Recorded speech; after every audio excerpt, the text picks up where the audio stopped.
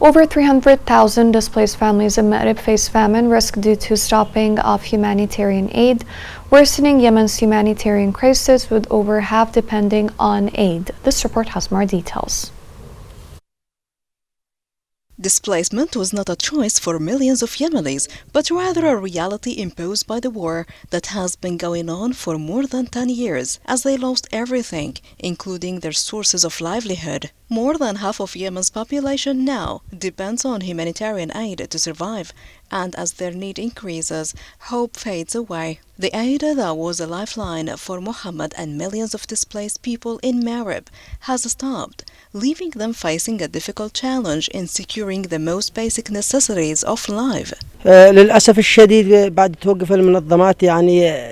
Unfortunately, the organization's support has stopped. Many displaced people are here and suffer from the difficult living conditions. There are widows, children, and disabled people who are unable to provide food. Washington's decision to freeze humanitarian aid has negatively affected more than 300,000 displaced families in Maghreb Governorate.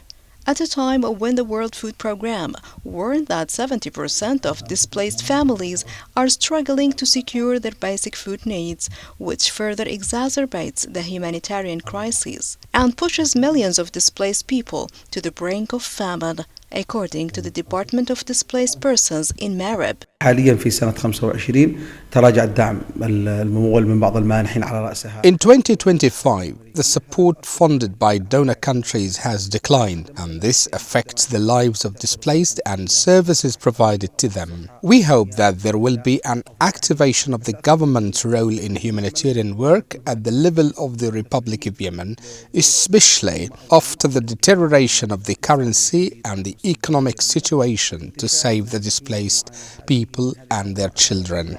According to data from the U.S. mission to Yemen, the United States has provided $7 billion in humanitarian aid to Yemen since late 2014.